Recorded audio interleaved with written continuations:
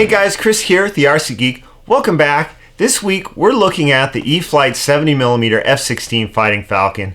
This is a really good flying little jet that just has an amazingly wide speed range, which really makes it fun. The airplane will high alpha literally all day long. Now E-Flite has gone with the Thunderbirds livery on this one, which is well represented on the airplane and makes it easy to see in flight, which is really nice. Also, just like the Viper jet, the airplane has Safe Select as an option if that's something you're looking for as an added layer of protection. So let's go through the assembly and flight of this iconic Thunderbirds jet for you guys and give you the lowdown on what you should know. Seriously, high alpha all day long. So, let's go!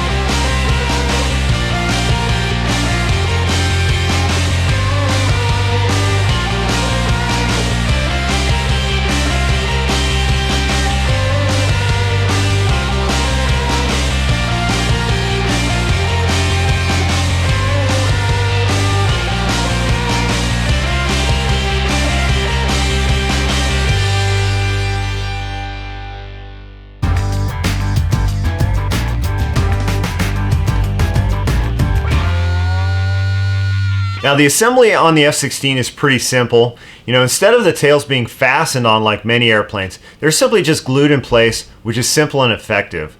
The instructions called out the use of CA for everything, so that's what I used and no issues at all there. I did make sure to clean off overspray on the foam for the stabilizers though, as you know, the overspray does reduce the efficacy of the bond. I just used a little acetone to clean that up. From there, the wings are bolted in place over the carbon spar and it's onto the radio. The nice thing is that there's no need for running wires or anything based on how the wings attach, which really simplifies things. With the airplane together on the bench, it really does look nice, and it's a nicely sized 70mm airframe, being a little bit bigger than the Viper jet. The paint scheme looks good on the airplane and it represents the Thunderbirds really well. You do have to add the blue stars on the tail, which are simply just peel and sticks that you put on. I just looked up a picture online to get them close. Also, you get to choose which number airplane you prefer too. I had to go with the lead solo, of course, so I'm going to need to up my inverted flight game so I can read it. One of the things I really liked was the shock absorbing landing gear. It's just nice to see that versus wire gear on an airplane this size. And no doubt it helps on those hard landings. That dark blue Thunderbird on the underside actually hides the landing gear openings really well in flight when the gear are retracted, which is cool.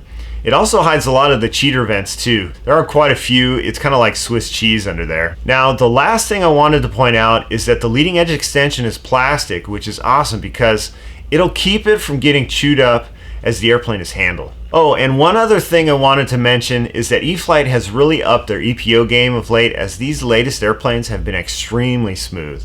The F-16 is no exception. The finish and the smoothness are fantastic. Now I did do a couple of small modifications. First of all, adding a CenterBurner into the airplane was a necessity, of course, since it is a Thunderbirds F-16 after all. It just had to happen.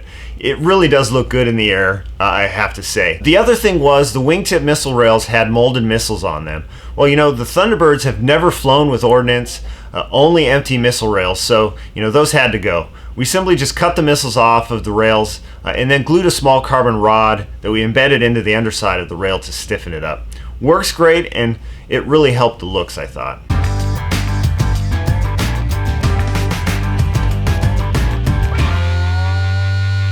Setting up the airplane, this was the bind and fly version, of which means it includes Safe Select. I do have a discussion posted on that technology and some suggestions for using it. If you'd like to see that, you can click the icon in the upper corner for a link there. Now, the thing to keep in mind is that there are two distinct bind procedures depending on what you would like to do. If you can get away with flying this airplane without safe, then I definitely recommend it, as the airplane is high performance and agile, so you'll have a lot more fun with it. This airplane loves those high alpha slow speed passes, and you can't do that with safe. Now, on the control surface setup, through flying the airplane, here's what I'm using for throws, which are pretty much the same as are recommended in the instruction manual. I will say Horizon is really good about providing meaningful CG and control throw information. Now, keep in mind, in all cases here, I'm not running any expo at all. For elevator, I'm running 7/16 inch up and down. For aileron, it's about a half to 9/16 inch up and down. And then for rudder, I'm at about a half an inch left to right. Now, the nice thing is that this airplane has quite a bit of battery space compared to the Viper jet. So as long as you can get the CG, larger capacities do fit.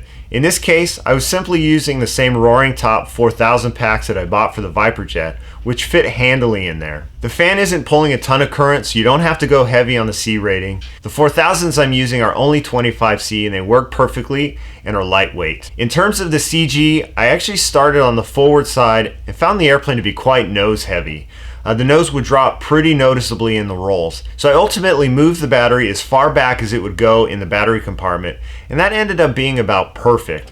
This equates to about 100 to 105 millimeters as measured from the wing leading edge root aft at the fuselage, which is closer to the rearward range of the recommendation in the manual.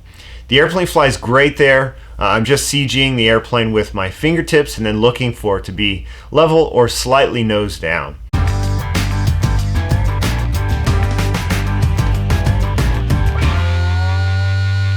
In terms of flying the F-16, it is a great flying little jet. It has an amazing speed envelope, which really makes it a lot of fun. It's fast when you want it to be, yet will do the slowest high alpha passes all day long. Just slow it down and hold the elevator to keep the nose up and it locks in super stable. It's pretty killer. At the same time, the airplane is quick at full throttle, has great vertical and great maneuverability, just like an F-16 should, which means that you can really do a lot with it. One tip for landing the airplane is to land it like a delta. Basically, if you don't see the bottom of the airplane on the approach, you're going to be too hot. Play with that high alpha performance and learn how to utilize it on the approach, and you'll be able to really slow the airplane down at landing. The goal should be to set the pitch attitude with the elevator and then use your throttle to control your rate of descent. Oh, and don't do what I did and tie the record for the world's lowest pass.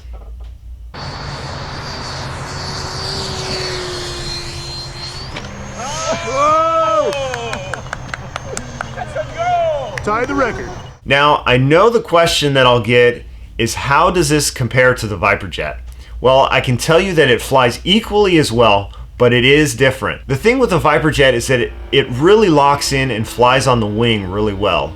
Not surprising considering, the wing platform and the proportions of that airplane. The F-16, on the other hand, is a different animal in that it's more of a brute force kind of an airplane. It flies great, but excels at different things compared to the Viper jet. First of all, there's no way you could slow the Viper jet down the way you can with this F-16. It's just the nature of the design of the F-16 with that low aspect ratio wing and the leading edge extension that it has.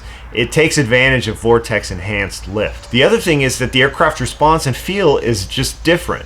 The F-16 flies and responds like a scale jet, where the Viper jet flies more like a sport jet. Either are great first jets, so depending on the flight experience you're looking for, it gives you options, which is a good thing. I do feel that the Viper is a touch faster, but the F-16 is also a little bigger. I will tell you of late that I've really been enjoying flying this F-16 quite a bit, and it's been going out to the field with me regularly. Okay, so here's a short flight video of the airplane in action. This is the aircraft bone stock with the 25C 4000 pack and the CenterBurner installed. Flying the airplane hard, I'm still getting about 5 minutes of flight time. If you'd like to see the full video, you can see that by clicking the icon in the upper corner. I have a link there. Check it out, guys, and then we'll wrap this up.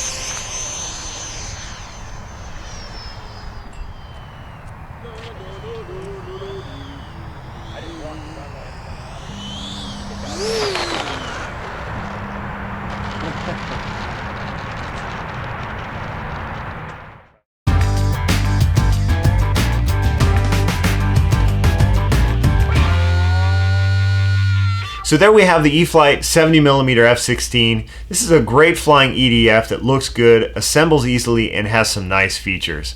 It does have safe, which is nice if that is something you're looking for, but you'll definitely have much more fun with it off. Alright, so that's it for this video, guys. Thanks so much for watching. I really hope you found this review helpful. I have a full article on my blog, thercgeek.com, with links to everything. That also includes my Spectrum aircraft file too, if you'd like to download that. Thanks again, guys, and I'll see you at the field.